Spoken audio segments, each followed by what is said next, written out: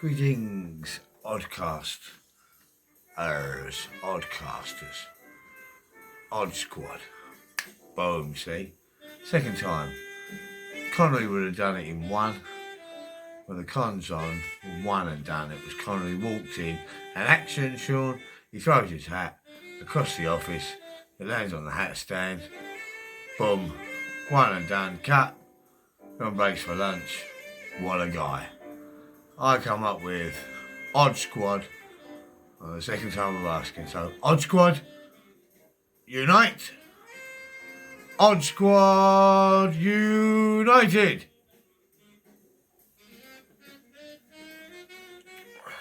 And that's that. Odd squadders. You best be odd. Because we'd be even. Oh, how predictable. More peas, Norma. Oh. So you best be odd if you're going to join the Odd Squad.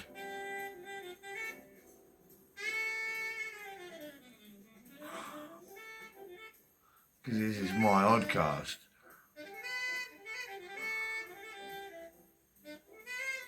The Warlock. Right? This is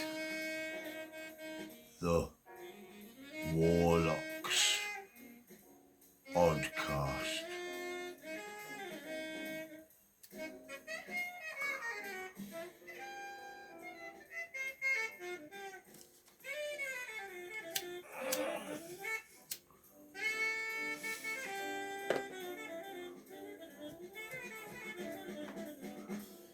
So yeah, about my digital detox last year, which is pretty much ongoing, but I had a 6-month digital detox last year, whereby I decided to unplug everything. I proceeded to unplug everything. I denied myself access to anything Wi-Fi based.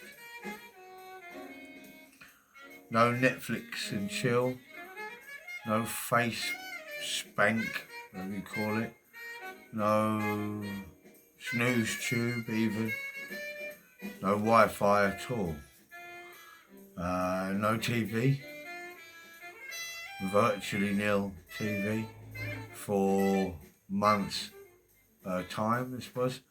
I got on with my life without the need for technology. Got rid of the tabs, bare minimum phone use to receive emergency calls at a push.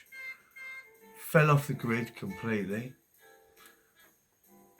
And since then,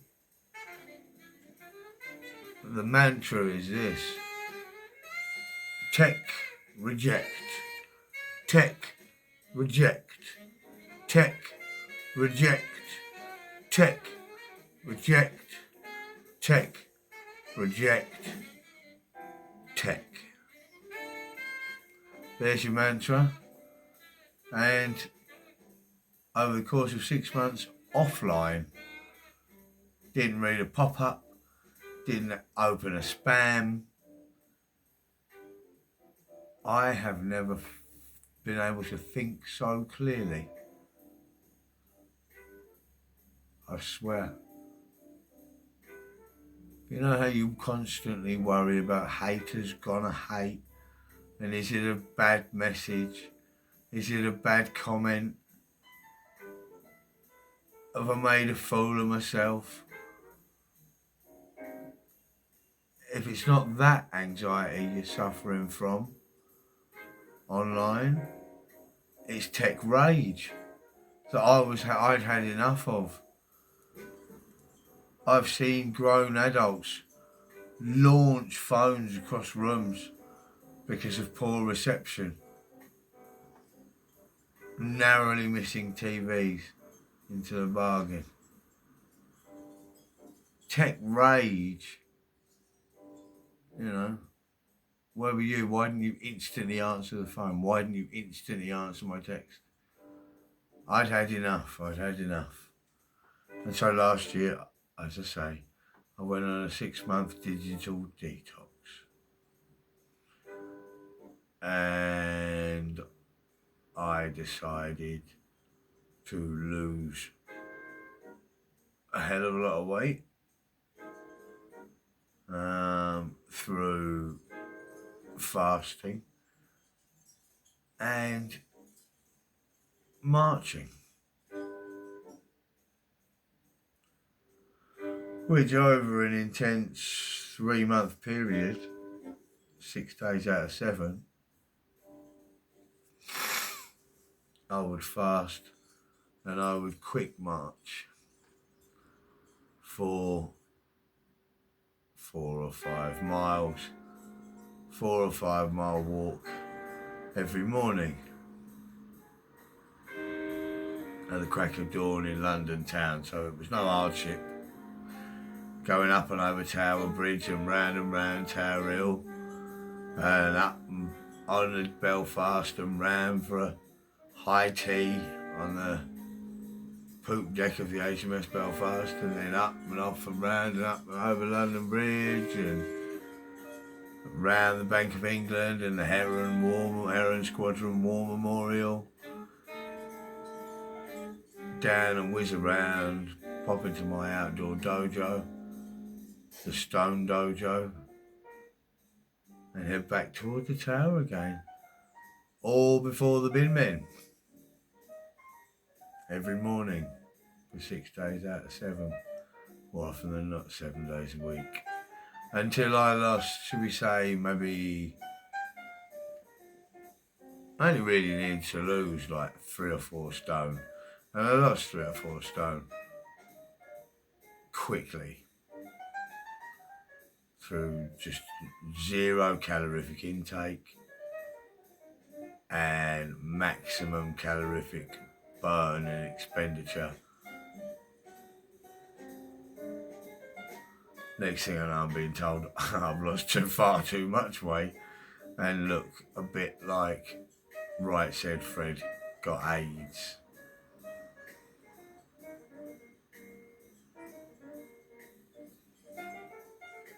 I'm too fragile for my... I'm just trying to raise AIDS awareness through comic relief, you know, because now the concern is that I have in actual fact developed an eating disorder, which isn't the case at all, because if you put a tray full of cream cakes in front of me, or a plate full of Desperate Dan sized sausages and mash, I would demolish the lot. But the trouble is, I'd keep eating it, and keep eating it, and keep eating it, until I was a fat jacket potato man, sumo wrestler daddy, that I was a year ago. So what a difference a year can make. And this was all off the back of just simply unplugging from the matrix, if you like, switching it off. Don't get glued to the telly, don't get glued to the snooze tube, don't get glued. You glue because you'll glue yourself down the glue. Doom scrollers. Glues up. Dunk. You know, the last time we saw blackness rising up at us was in the tar pits on the brink of extinction.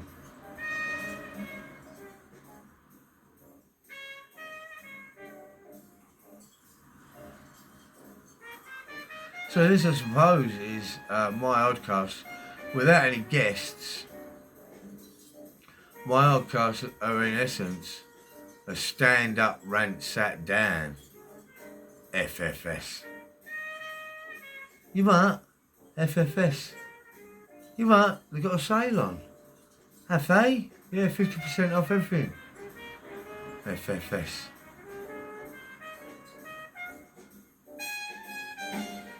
It's basically a stand-up rant sat down. I'll try and be as funny as possible, but, you know, whilst I am not necessarily the sharpest tool in the box, I am definitely the bluntest.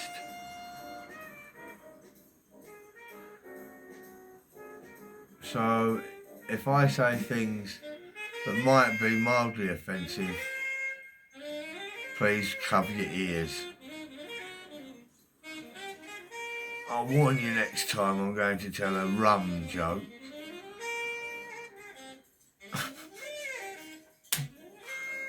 Say what you like, do what you want. See, I quit smoking, I quit coffee, I quit food entirely. I don't drink alcohol.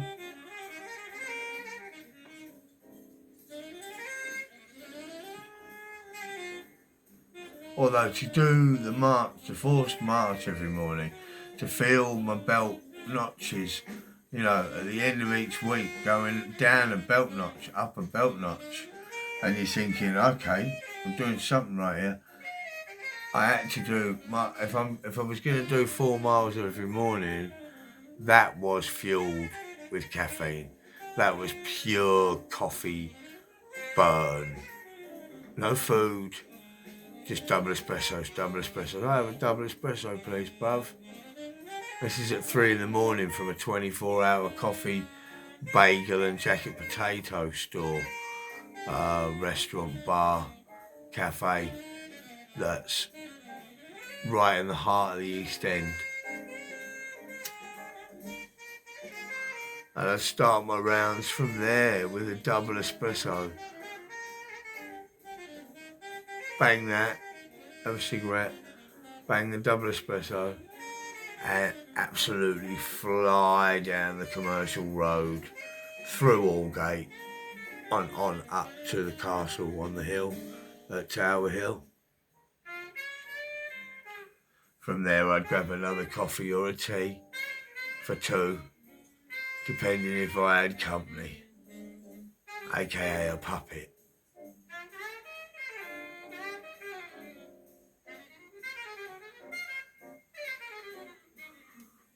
What? As if you're not going to get tea for 2 for you and your puppet. And so yeah. It's all worked out for the best in some ways, and not in others. But we won't go into that. No point suffering. Try and keep it light-hearted. Look, all you got to do is go, oh, hello.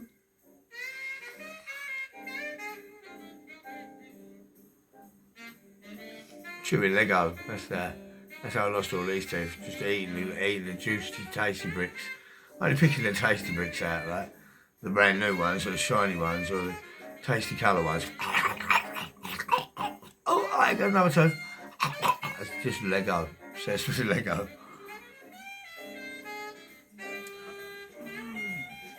Popcorn's enough to lose teeth over, isn't it?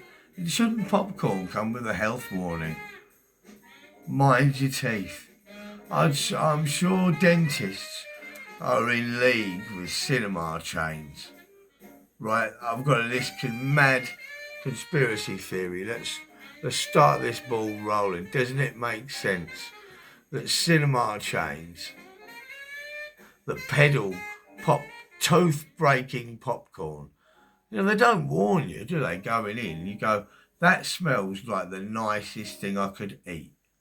So you get some, and it looks like the nicest thing you could eat. And you try some, and it virtually, aside from a few little spiky, husky bits, it really is one of the nicest things you can eat. So you tear into it, don't you? Like an animal. Crunch, crunch, crunch, until no one tells you there's little hand grenades in there, do they? P.S. I mean, what are you meant to do? I bought some corn for popping. So the dentists obviously are taking a backhand bung from the likes of View Cinema and Curzon, another Empire, another cinema chain, the dentists are taking a backhander and turning a blind eye to the only advice they have to bloody give. Don't eat popcorn, kids.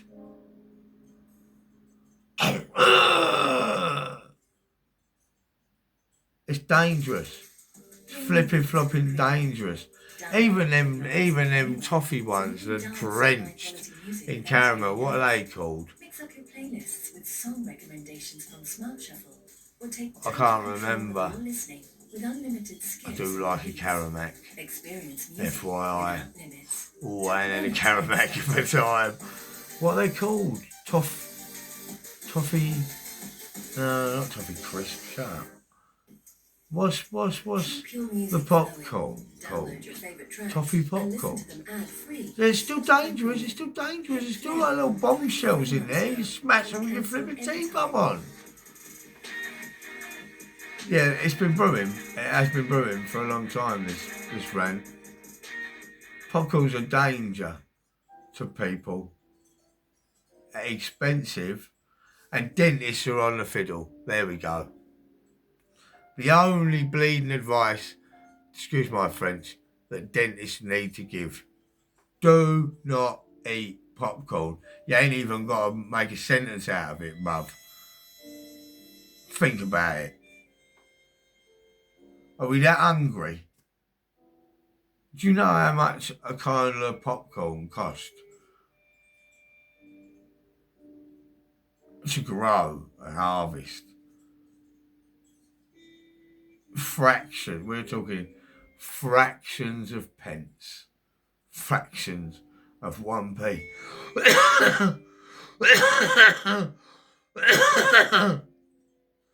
You know, the markup price on popcorn must be in almost millions of percent. Like times by a million for its cost price. One large bag of popping corn at home will make half a dozen, 7 large bowls of popcorn at cost price.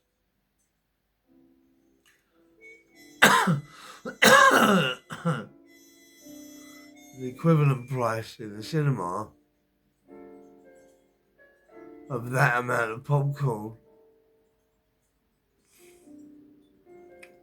is easily tens of thousands of times more than the cost of if you popped it yourself and popped it in your handbag and smuggled it into the cinema if you insisted on breaking all of your teeth on the world's most dangerous snack.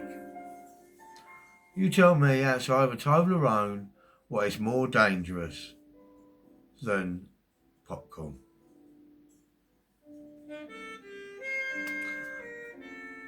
Incidentally, you're listening to Miles Davis's Kind of Blue. This is Blue in Green. It's my favourite song of Miles Davis's. It helped me sleep a long time ago when I had trouble sleeping. You know, some nights when you can't sleep, if you put music on with all singing and that in, you're laying in bed going, I walk 500 miles, 500. You're not going to sleep, are you? You're having a disco.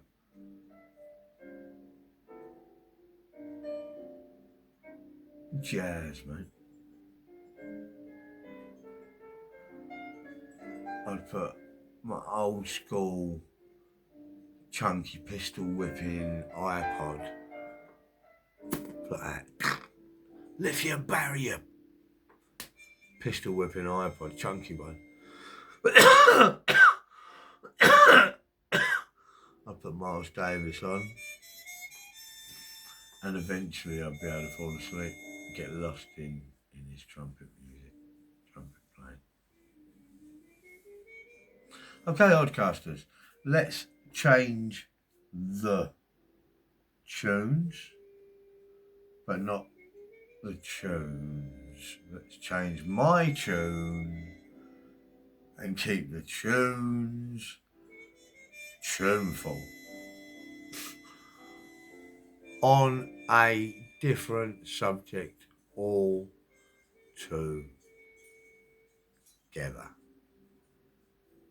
Who is the greatest ever cartoon character?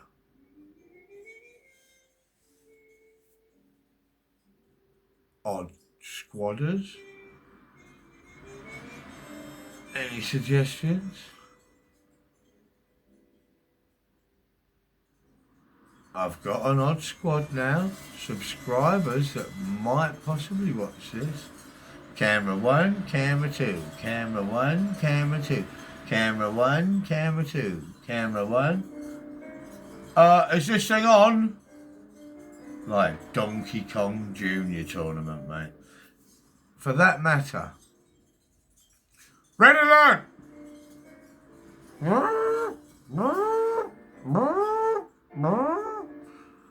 This half term is called, it's not called the Easter holidays this half term, it's called World Cup warm-up. Right, Odd Squadders, you've got to spread the wealth, you've got to spread the news. This half term, it's not Cadbury Fortnight, as I like to call it, Cadbury Fortnight. Hey, what do you want for Cadbury Fortnight?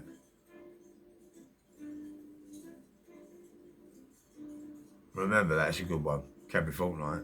But this Cadbury Fortnight is actually called World Cup warm-up. Now, here's a challenge that I will issue now.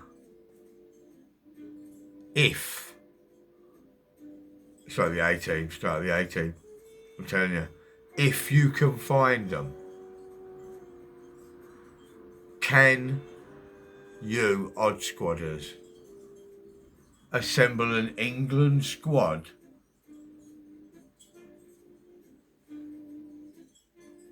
for a Sabotio World Cup tournament?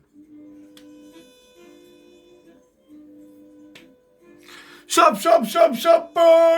Oh! Where's the Sabotio? Quick march up in the loft. Time sensitive, this project. It's time sensitive, Odd Squadders. Where's the Sabotio? Sabotio.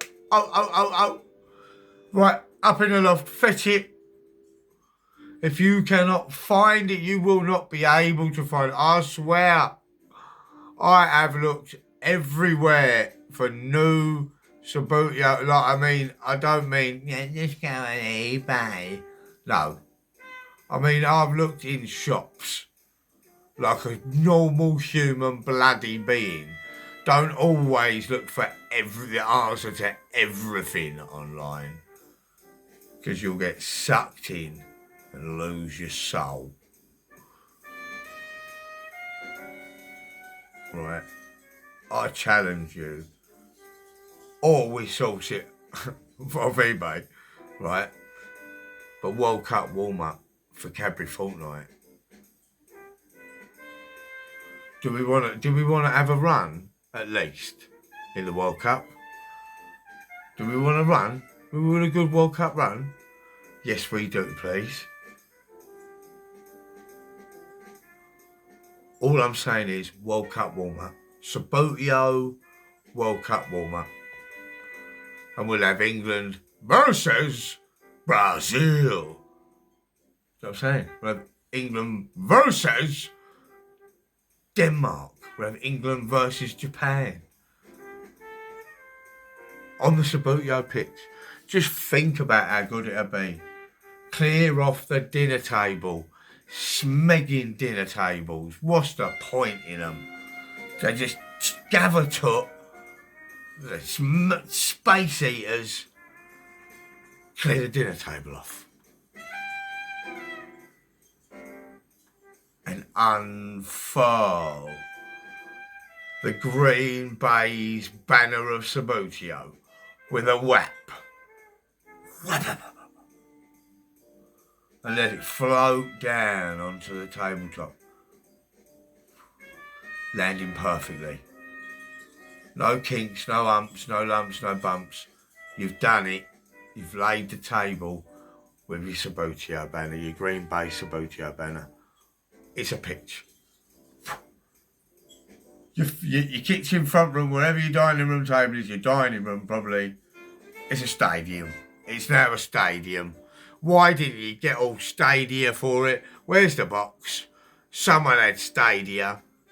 Get the Stadia. Set the stadium up immediately. Leave it set up the Hulk every fortnight. That is a given. Nobody does anything else up the big table except for World Cup warm-up.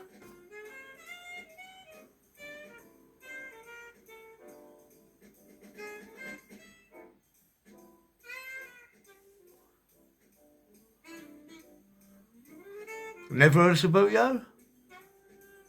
Heard of it, never played it? Mums, sisters, wives and girlfriends, the wags are always invited.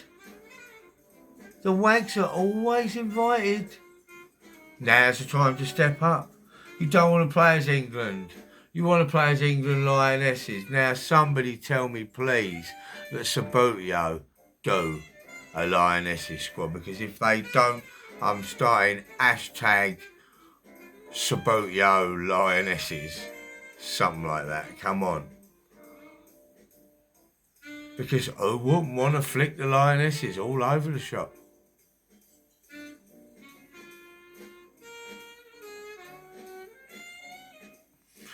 I'm just saying. You know, vintage. Well, no, Hannah in goal because Hannah's like the zone. Hannah gets a stick. Hannah's on a stick, man. You never play Sabutio, ladies. You ladies never play Sabutio. Never heard of Sabutio, half of you. Have I just been going on about something that only half of the dads watching this even know about? Sabutio? What are you saying? At a show of hands, who ain't heard of Sabutio? There's a staggering amount of you that have not heard of Sabutio. Is that the root and decline of all morals and society's ills have taken over the world? And consumerism and capitalism is consuming itself and cannibalising itself because A, we don't do Sabutio anymore, and B, there's no jokes on fab sticks. Yeah, this island was started sinking into the sea. What executive twit at Lions Walls or whatever made that executive decision? Well, the jokes on the sticks are a bit rubbish. Perhaps we'll just do away with them altogether. What on earth? Doc, that guy's flipping pay, mate. He's what? I'll finish off a fab. And there's no joke. That's not even meant to be funny. That's an observation. That. It's actually a tragedy. You're not even meant to find it funny.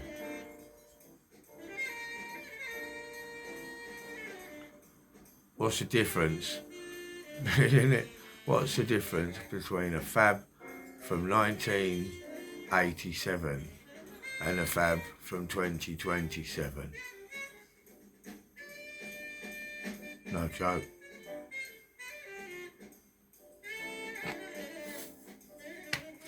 That's it. No Sabutio. No jokes on my fabs and mibbies. I think we've cracked it, Oddsquad. I think we've cracked it. Let's get Subbuteo back up and running. See, mark up of Rosie Lee, London Air Ambulance. Big shout out to the crew of the London Air Ambulance. They were landing on the roof as my baby daughter was being born. In the Royal London Hospital. In the heart of the East End. Oh, what, governor? What a bowl of me spotted dick. Fancy a jam roly-poly, love? That kind of thing. That's exactly what it's like in the East End.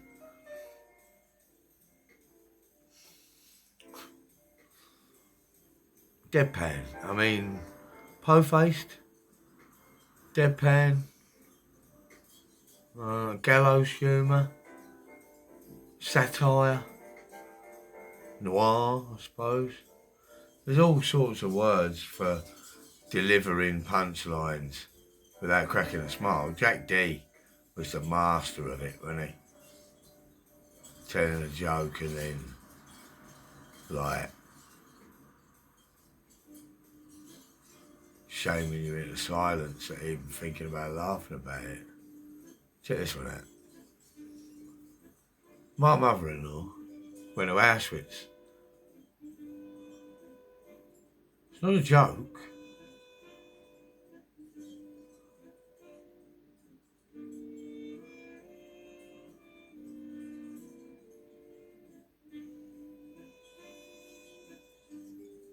It's a tourist attraction.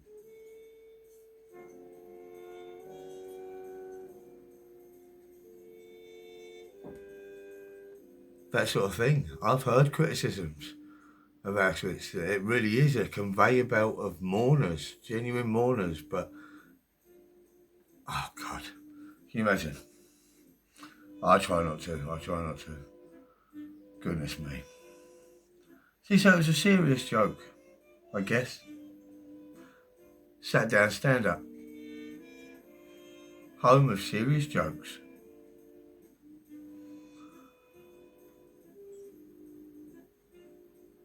It's a good title for a show, isn't it? Sat down, stand up. Stand up, sat down. Must have been done already.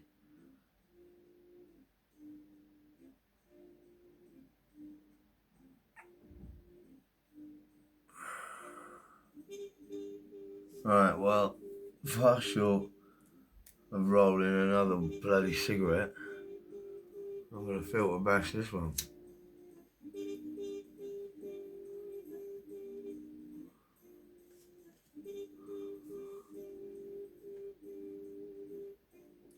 Yeah, well, that'll do for now. I'm off to scrub this finger and this finger. So the next time we meet, I've been busy. Look, not so much on this hand. You can see which hand I smoke with. I'm off to scrub this one with a Brillo pad and toothpaste. Okay. Smoking is not cool.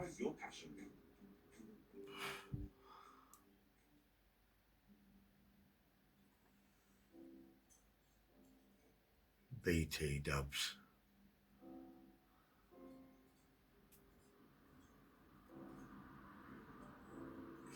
And I'll sign off. But I'll say this, Oddsquad. It's been a pleasure. You've been ever such good company, because outside of talking to my two goldfish, Jared Bowen and Danny Dyer, you're Jazza. Bowen for England. You're Jazza. You're Dan. Yeah, they're all right. They're not begging. They don't. They follow me around the room sometimes when they're begging, and they've already been fed to cheeky beggars. But you know, you guys and gals, ladies and gentlemen, have been great company. And we've chatted, haven't we, about some stuff. Whatever happened to jokes on lolly sticks? So, until the next time, Oddsquad, take care of each other.